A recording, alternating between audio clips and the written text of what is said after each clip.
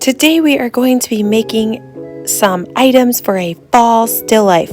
So the first thing you're going to need is a piece of construction paper to draw your fall still life items on. So you're going to walk over and pick out one of these papers. You get one of these papers. You can still make your items any color you want. I think I'm going to take pink, but you can take any color you want.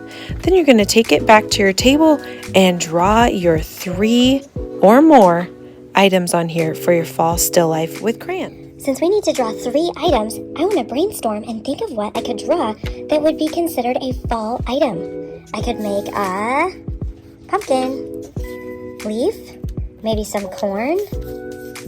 Maybe I could draw my favorite drink from Starbucks, a pumpkin spice latte. Maybe I could draw some fall characters. Maybe I have a favorite holiday that's in fall, like Thanksgiving or Halloween, and I could draw anything that might go with one of those things.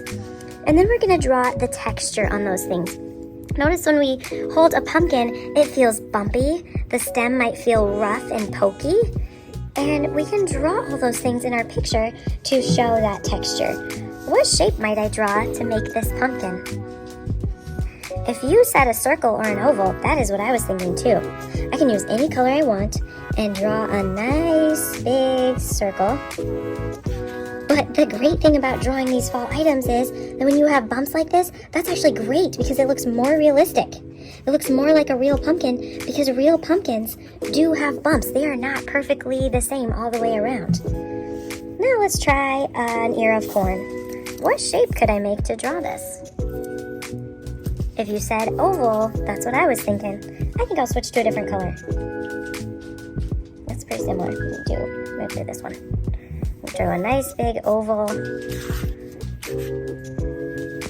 And then I'm going to divide it with some lines, which I kind of forgot to do on my pumpkin. I can add some lines on my pumpkin too. Let's look at the side of this pumpkin. See how it has lines coming straight down in the middle and then curved around the edges. So if I draw my lines like that, my pumpkin will look more realistic. And I don't have to use the same color. I'm going to make them straighter in the middle and then more curved on the outside. Alright, there we go. Now I could make a leaf. Let's see. Leaves can be hard to draw. They are symmetrical, but I do have a little trick for you. I have some things that you can trace to make a leaf. I have some rubber leaves like this that you can place on your paper and trace around them. You don't have to get every little detail of your leaf, but you can just get most of the detail and then you can try to draw in the rest yourself. You just hold it in place and trace around it. I'm just hoping that you have a really good time trying this, and I hope you have a good time in the process and come up with some creative things. It doesn't have to look perfect. I'm just hoping you have a good time. Okay, there we go. There's my leaf. Now I'm going to draw the texture lines that I see inside the leaf, and since the stem has fallen off of this, I will just draw it myself.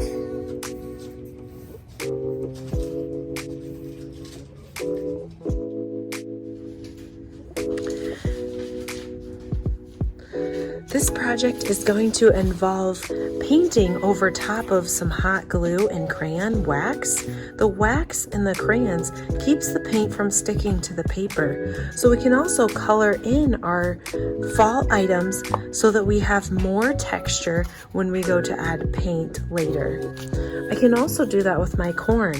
You might be able to see how I have colored some of the kernels of the corn, and I've painted this and I've added hot glue so I can have a variety of colors here. I hope you have a lot of fun making your fall still life items today.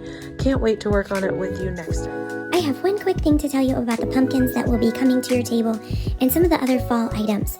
These are going to be used by lots of other second and third and fourth graders, so I want to make sure that you keep them nice for other classes. Be gentle with them. They are real and they can break. If you grab it by the top like this, first of all, it's going to be really pokey because you can get splinters from the stem, and also the stem can break off. So please be gentle. Thank you. Grab it by the body like this. with both hands.